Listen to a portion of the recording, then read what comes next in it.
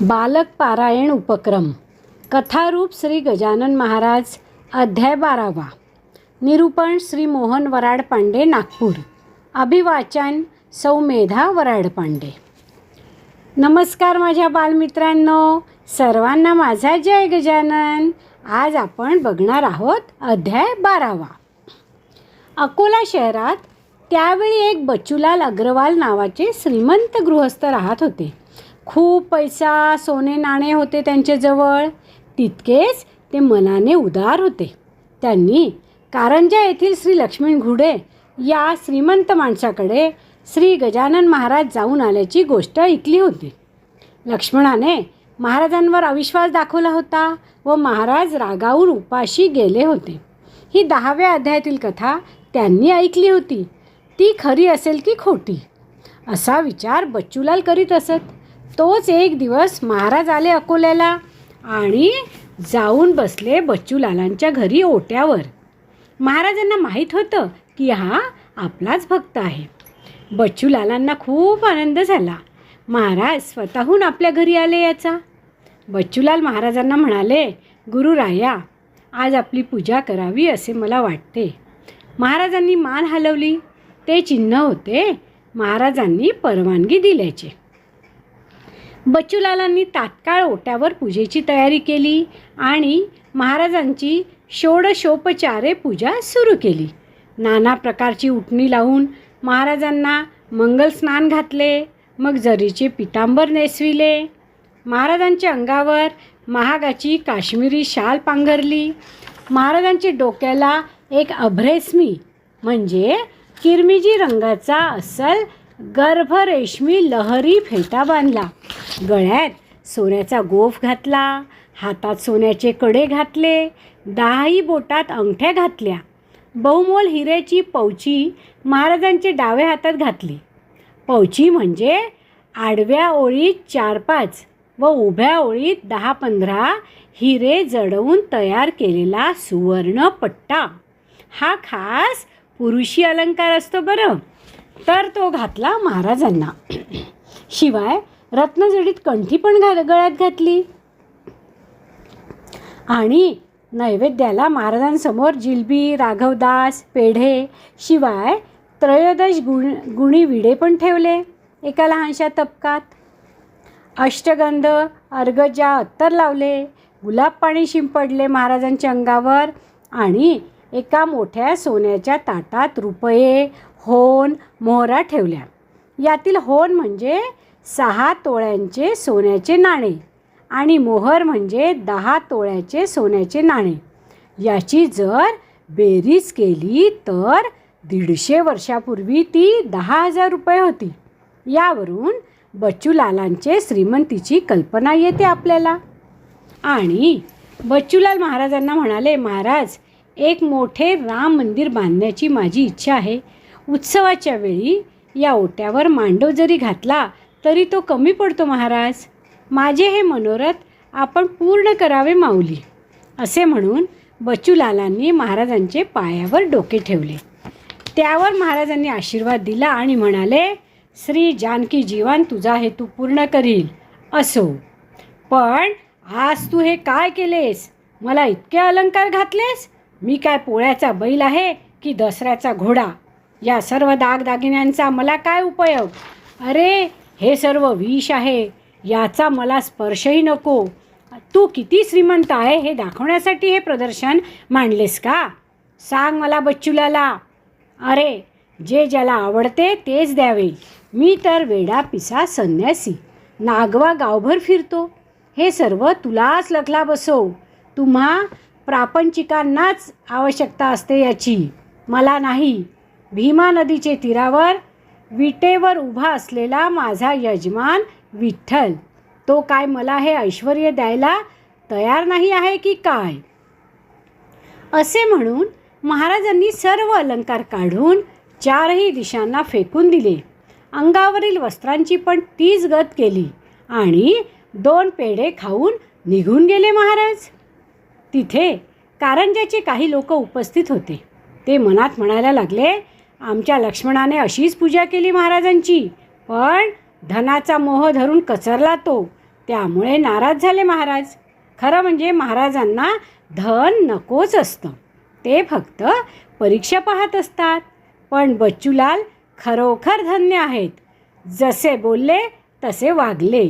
मग बच्चूलालांची संपत्ती वाढतच गेली. ज्याचेवर संतकृपा झाली तो कायम सुखीच राहत असतो. बच्चूलालांनी अकोला शहरभर शोधले महाराजांना, पण महाराज कुठेच सापडले नाहीत. जसे अचानक आले तसे अचानक निघून गेले महाराज. असो, आता याच अध्यायातील दुसरी कथा बघूया. शेगावच्या मठात महाराजांचा एक निस्सीम भक्त होता, पितांबर नावाचा. त्याने खूप सेवा केली महाराजांची. ती सेवा एक दिवस फलद्रूप झाली. पितांबर गरीब असल्याने त्याचे धोतर जागोजागी फाटलेले होते. ते पाहून महाराज त्याला म्हणाले, अरे पितांबरा, तुझे नाव तर पितांबर आहे आणि नेसण्यास धड चांगले धोतरही नाही. काय हे नाव सोनूबाई आणि हाती कथलाचा पण वाळा नाही, किंवा नाव गंगाबाई आणि तहानेने तडपते. तशातलाच हा प्रकार आहे. हा घे, मी तुला दुपट्टा देतो, तो नेस, बदलते फाटके धोतर. आणि कोणी काहीही म्हटले तरी मी दिलेला हा दुपट्टा सोडू नकोस. पितांबर दुपट्टा नेसले, पण इतर भक्त मग त्याचा द्वेष करू लागले.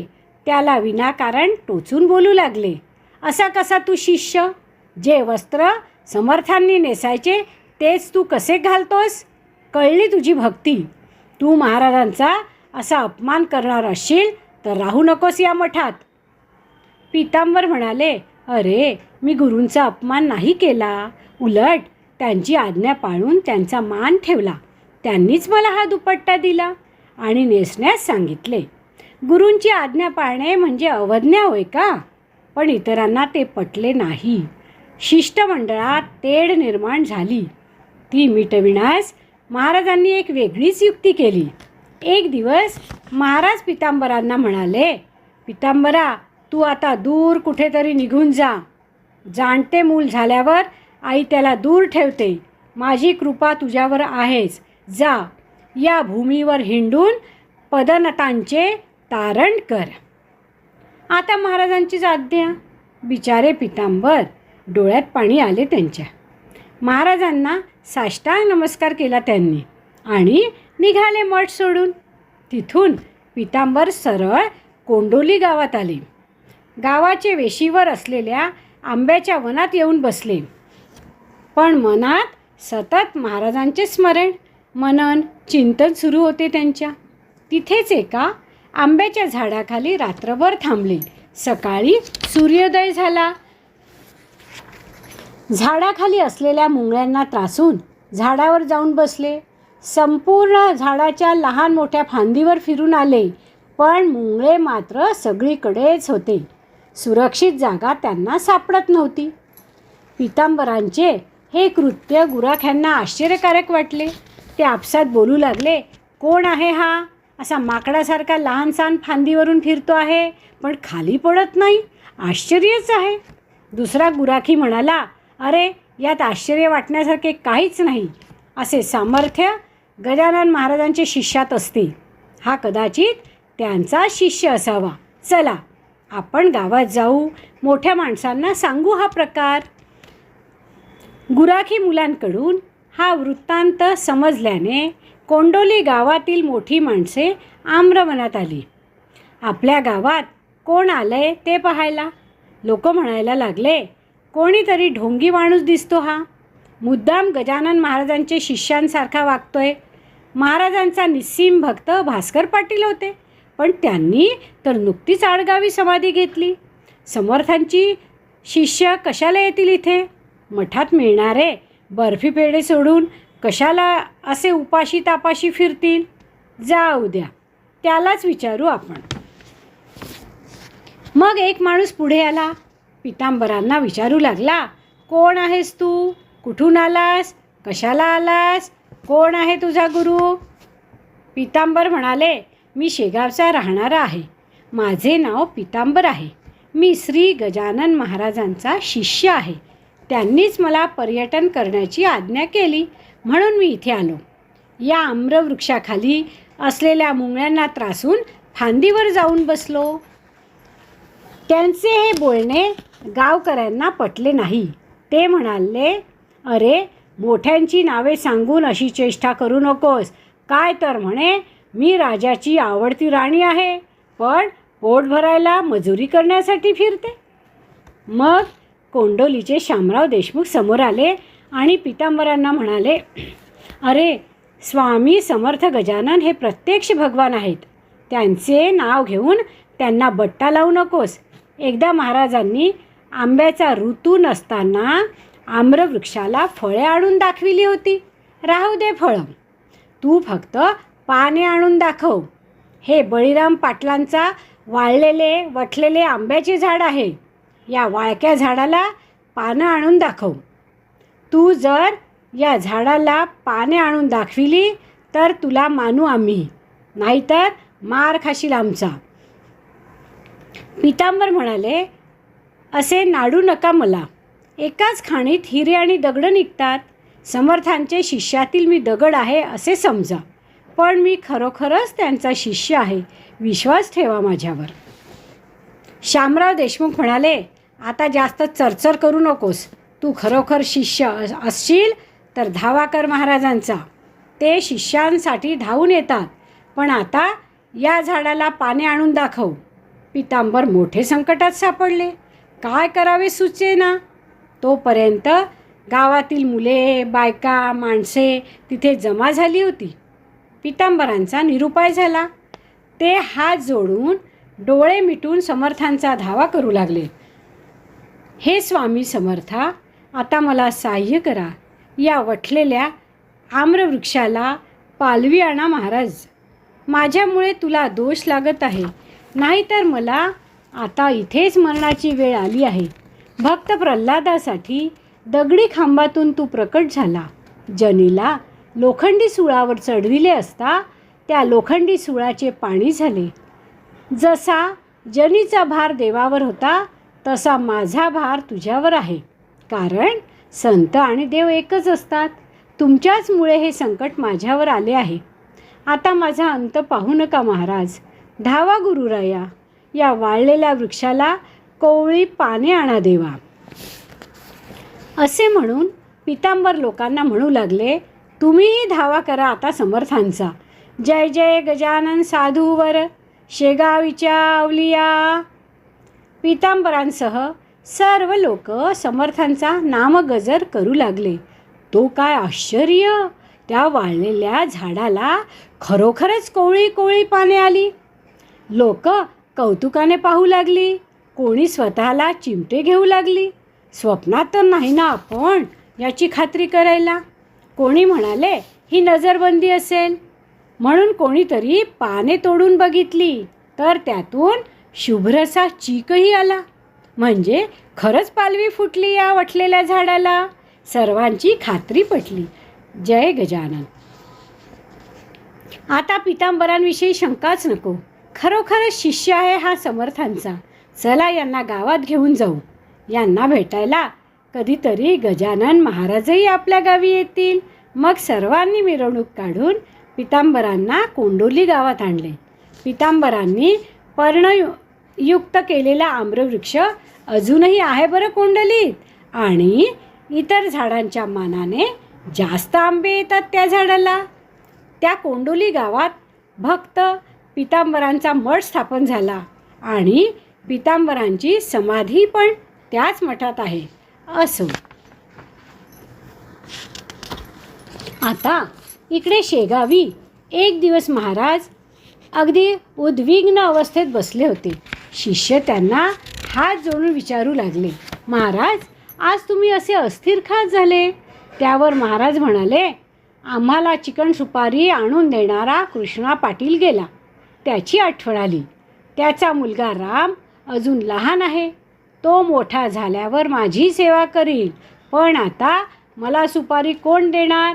म्हणून मी आता या मठात राहणार नाही. शिष्य चिंतावले. महाराजांचा विचार आता इथून जाण्याचा दिसतो.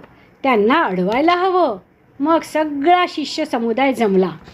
महाराजांचे पाय धरले. महाराज, आम्हाला सोडून कुठेच जाऊ नका. ही जागा आता नको असेल तर आणखी कोठे राहा, पण शेगाव सोडून कुठे जाऊ नका महाराज. त्यावर महाराज म्हणाले, मला कोणाचीच जागा नको, कारण तुमच्या गावात दुफळी आहे. जी जागा तुम्हा कोणाचीच नसेल त्या जागी आम्ही राहायला तयार आहोत. आता तर भक्त मंडळी आणखी काळजीत पडली. कोणाच्याच मालकीची जागा नको समर्थांना, म्हणजे सरकारी जागाच हवी. पण सरकार कशाला महाराजांना जागा देईल? आपल्या महाराजांचे सरकारला काय कौतुक, आणि सरकार धार्मिक कार्याला कशी देणार जागा? शिवाय सरकार परक्यांचे, इंग्रजांचे, ते कशी देणार जागा? म्हणून महाराज, आमची कोणाचीही जागा सांगा, आम्ही लगेच देतो. पण इंग्रज सरकार कशी देणार जागा महाराज? त्यावर महाराजांनी फार सुंदर उत्तर दिले. महाराज म्हणाले, अरे काय तुमचे अज्ञान आहे रे. या जमिनीची संपूर्ण मालकी परमेश्वराची आहे. असे कित्येक राजे आजवर होऊन गेले. जागा कशाची सरकारी? हिचा मालक पांडुरंग आहे. आजचा व्यवहार म्हणून मालकी राजाकडे येते. त्याचे काय कौतुक? तुम्ही प्रयत्न करा, जागा निश्चित मिळेल. हरी पाटील यांना सांगा, त्यांचे हाताला यश येईल. आता काही बोलू नका. मग सगळी मंडळी हरी पाटलांकडे आली. त्यांच्या सल्ल्याने सरकारकडे अर्ज केला. बुलढाणा जिल्ह्याचे सर्वाधिकारी एक करी नावाचे साहेब होते. ते म्हणाले, तुम्ही 2 एकर जागेची मागणी केली आहे, पण मी तुम्हाला तुर्तास 1 एकर जागा देतो. तुम्ही 1 वर्षात त्या जागेचा चांगला विकास केला तर मग आणखी जागा देईन. सरकारचा हा निर्णय सरकारी दस्तावेजात नमूद आहे बरं मित्रांनो. महाराजांनी सांगितले आणि तसे झाले नाही असे होणारच नाही. जय गजानन. मग हरी पाटील, व्यंकटलाल हे वर्गणी जमवू लागले. वर्गणी क्षणात जमली. नवीन मठाचे कामही सुरू झाले. संतांचे मनोरथ पूर्ण करायला देवही तत्पर असतो बरं. डोंगरगावचे विठू पाटील, वाडेगावचे लक्ष्मण पाटील, शेगावीचे जगू आबा पाटील हे वर्गणी जमवणारे पुढारी होते. कशी जमवली वर्गणी? कसे सुरू झाले नवीन मठाचे बांधकाम? ही कथा आता 13व्या अध्यायात पुढील आठवड्यात. तोपर्यंत जय गजानन.